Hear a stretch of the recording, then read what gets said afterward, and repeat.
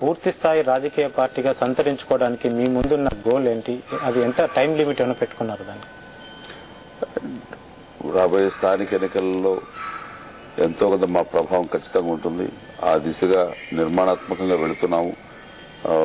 ఆ తర్వాత వచ్చే జనరల్ ఎలక్షన్స్ లో ఖచ్చితంగా ప్రజల ఆమోదం మా వైపు ఉంటుందనేటువంటి ఒక కాన్ఫిడెన్స్ తో వెళ్తున్నాం. సో ఈ ఎన్నికల ప్రక్రియ మొదలైనప్పటి నుంచి కూడా మీ మీద పదే పదే జీవిత కావచ్చు, రాజశేఖర్ కావచ్చు కొన్ని కామెంట్స్ చేస్తున్నారు. మీరు చాలా సమయాన్ని పాటిస్తున్నారు, ఇంతవరకు ఎక్కడ కామెంట్ చేయలేదు.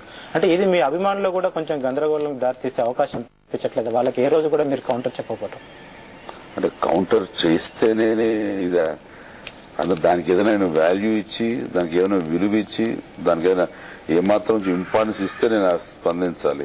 అర్ధరహితమైనటువంటి అర్థం లేని వ్యక్తులు ఇచ్చేటటువంటి కామెంట్స్ కి వాటికి నేను తిరిగి దాన్ని స్పందించడం అనేది it's a waste of time. ఇవన్నీ కూడా స్మాల్ హర్డిల్స్, వీటిని దాటుకుంటూ నెట్టుకుంటూ వెళ్ళిపోవడం తప్ప ఇక్కడే కూర్చుని వీటి సమాధానం చెప్తూ పోతే కనుక మేము అనుకున్నటువంటి మేము చేరాల్సిన గోల్ కి చేరాల్సిన సమయంలో చేరలేము. అందులో ఇలాంటి వాటికి అసలు ఏమాత్రం వీలు ఇవ్వట్లేదు. సో ఎన్నికలైన తర్వాత మహిళా రాజ్యం, యువరాజ్యం మళ్ళీ యాక్టివిటీ ఏం కనిపించట్లేదు, అవన్నీ అలాగే ఉండిపోతాయా? మొన్నటికి గోరఖ్పూర్ లో జరిగినప్పుడు నీటి సమస్య, కాలుష్య నీటి సమస్య వచ్చినప్పుడు ఎక్కువగా నేను వెళ్లి 2 హాస్పిటల్స్ తిరిగి మిగతా వ్యక్తులందరినీ వాళ్ళతోటి నేను ఉన్నప్పుడు ఆ తర్వాత ఆ నీటి మీద చాలా పెద్ద ఎత్తున పోరాడింది కూడా యువరాజ్యం వాళ్ళే. అది పేపర్లో మీరు చూస్తుంటారు. అండ్ అలా ఏమీ ఇది అవ్వలేదు. సో యాక్చువల్గా మీరు పార్టీ పెట్టినప్పటి నుంచి ఎన్నికలకు ఉన్న తక్కువ సమయం మీకు సరిపోలేదు, కానీ మొత్తం ప్రజా సమస్యలు తెలుసుకోవడానికి మీరు రాష్ట్ర వ్యాప్తంగా ఒక పాదయాత్ర చేపట్టే ఉద్దేశం ఏదైనా మీకు కనపడుతుంది? పాదయాత్రే సమస్యలకు పరిష్కారం చూపిస్తుంది అనుకుంటే పాదయాత్ర చేయడానికి అభ్యంతరం లేదు. కానీ పాదయాత్ర అనేది సమస్యల పరిష్కారం చూపిస్తుంది అనుకో, అట్లీస్ట్ ప్రజల సమస్యలు దగ్గర నుంచి చూసే అవకాశం మీకు వస్తుంది కదా. మొన్న చేసిందంతా రోడ్ షో జరిగింది మీద ఎన్నికలు. రోడ్ షో చేసిన మిగతా సమయంలో ఆయన వాళ్ళు మీట్ అవ్వలేదని కానీ వాళ్ళతో కలలేదని మీరు ఎలా చెప్పగలరు? అండ్ ఇక్కడ కూర్చున్నప్పుడు కూడాను ఎంతమందిని మీట్ అవుతున్నాను, వాళ్ళతో సమీక్షిస్తాను. అలాగే వాళ్ళతో ప్రత్యక్షంగాను పరోక్షంగా నా యొక్క నాయకుల ద్వారా విషయాలు తెలుసుకుంటూ నేను అన్ని రకాలుగాను ఆ సమస్యలని అవగాహనతో ఉన్నాను. సో ఈ ఎన్నికల ఫలితాల తర్వాత తెలంగాణ అంశం మరున పడిందని ముఖ్యమంత్రి అంటున్నారు. మీకేమనిపిస్తుంది? ఇంకా తెలంగాణ ఇష్యూ ప్రజల్లో ఉందనిపిస్తుంది? తెలంగాణ విషయం, ఆ ఇష్యూ అన్నది ఇదేం మరుగులు పడిపోయేది కాదు, మర్చిపోయేది కాదు, వాళ్ళ మధ్యలోంచి పోయేది కాదు, అది ఉండేది. అయితే వాళ్ళకు ఆశాజనకంగా ఒక హోప్ గా ఎవరు కనపడినప్పుడు స్తబ్దత ఏర్పడుతుంది. అలాంటి స్తబ్దత ఇప్పుడు ఉంది తప్ప వాళ్ళు అన్ని రకాలుగాను నమ్మబలికి ఈ వ్యక్తి ద్వారా మనకు అన్ని రకాలుగా అవకాశం ఉంది రావడానికి, మన అభివృద్ధి మనం చేసుకోవడానికి సపరేట్ తెలంగాణ ఉంటే రావాలి అనుకునే వాళ్ళకి ఒక ఆధారం దొరికితే మళ్లీ అది పైకొచ్చేది తప్ప అణిగిపోయేది కాదు, అది అంతరించిపోయేది కాదు. నెక్స్ట్ 5 ఏళ్లకి మీ దగ్గర ఉన్న ప్రణాళిక పార్టీ పరంగా చెప్పండి. ఇప్పుడున్నటువంటి ప్రతి వాళ్ళలోనూ మనం చాలా తేలిగ్గా తీసుకున్నాం, కేక్ వాక్లా వచ్చేస్తాం అని ఎక్కడో మన ఎఫర్ట్స్ పెట్టలేదు అని సీనియర్ నాయకుల దగ్గర నుంచి కొత్తగా వచ్చిన వాళ్ళు కానీ వీళ్ళందరూ కూడా ఈ రోజున ఒకే రకంగా ఫీల్ అవుతున్నారు. చిరంజీవి యొక్క ఆకర్షణ కానివ్వండి, చిరంజీవి పట్ల ప్రజలకు ఉన్నది మనకి కొంత వరకు మనం సహకరిస్తే ఆ తర్వాత ఒక మిగతాది మనం చేసుకోవాలి.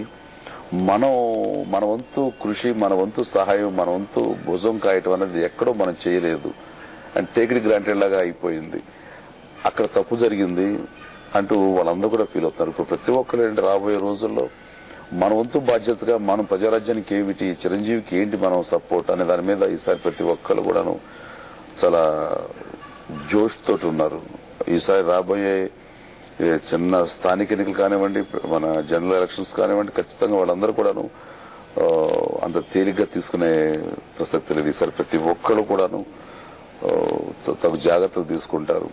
అండ్ ఇప్పుడు మాకు చాలా తేటతెల్లంగా ఎవరు స్వార్థం కోసం వచ్చారు, ఎవరు వాళ్ళు అడ్వాంటేజ్ గా తీసుకుందామని వచ్చారు, ఎవరు నిజమైనటువంటి మా శ్రేయోభిలాషులు, ఎవరు పార్టీ కోసంగాను ప్రజల కోసంగా కష్టపడతారు, అలాంటి వాళ్ళు ఇప్పుడు ఎమర్జ్ అవుతున్నారు. అలాంటి వాళ్ళ సహాయ సహకారాలతో నిర్మాణాత్మకంగా మేము ముందుకు వెళ్లి సక్సెస్ సాధిస్తాం. అంటే ఏం చూసి ప్రజారాజ్యం పార్టీని మళ్ళీ ఇప్పుడు ప్రజలు ఆదరించాలి నెక్స్ట్ రాబోయే 5 ఏళ్లలో?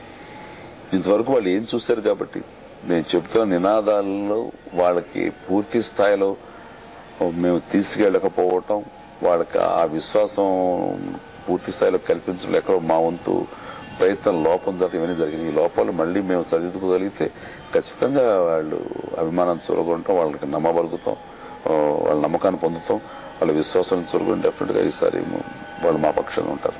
చిరంజీవి కూడా రోడ్ల మీదకి వస్తాడా, ధర్నాలు చేస్తాడా, రాస్తారోకాలు చేస్తాడా? ఇప్పుడు ప్రజాసేవలకు వచ్చిన తర్వాత నోమరో స్టార్ గా ఉంటూ ఆ రకంగా గోప్యంగా ఉండే ప్రసక్తి లేదు. ఎక్కడ సమస్యలు ఉంటే అక్కడే ఉంటాను, అండకాలం చేస్తాను. నేను చేస్తాను, నాతో పాటు నా సీనియర్ నాయకులు చేస్తారు, మా మిగతా యూత్ వాళ్ళందరూ చేస్తారు. ఆ రకంగా ప్రజల్లోనే ఉంటాం. సో మీ పార్టీలో ఫలితాల తర్వాత ఏమన్నా సందిగ్ధత ఉందా? సీనియర్ నాయకులు వెళ్లిపోతారని, తెలుగుదేశం పార్టీ నుంచి వచ్చిన వాళ్ళు వెళ్లిపోతారని ఇలాంటి కొన్ని వార్తలు కూడా గడిచిన 5-6 రోజుల్లో చూసాం. ఎలాంటి పరిస్థితి మీకు మీ పార్టీలో కనపడుతుంది? ఎవరిలోనూ అలాంటి పరిస్థితి కానీ అలాంటి అపోహలు కానీ లేవు. బయట నుంచి వస్తున్న వాటికి ప్రజల్లో కన్ఫ్యూజన్ ఉంది. మిగతా పార్టీలు సృష్టిస్తున్నటువంటి యొక్క అపోహలు, ఇలాంటి గోబెల్స్ ప్రచారాల్లో మాత్రం ఈసారి మనం తగు జాగ్రత్త వహించాలి. ఎప్పటికప్పుడు వాటిని ధీటుగా మనం ఎదుర్కోవాలి. మనలో ఐక్యత ఉందని మనం చాటి చెప్పుకోవాలి.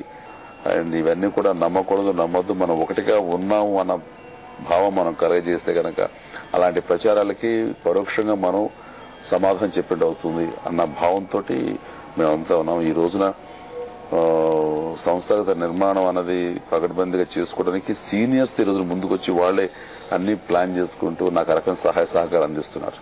థ్యాంక్ యూ చిరంజీవి గారు. And best of luck. వచ్చే 5 ఏళ్లలో మీ పార్టీ మరింత అభివృద్ధి చెందాలని కోరుకుందాం. ఇది అందరి వాడు అయిన అసెంబ్లీలో అందరి వాడిన చిరంజీవితో ఇంటర్వ్యూ.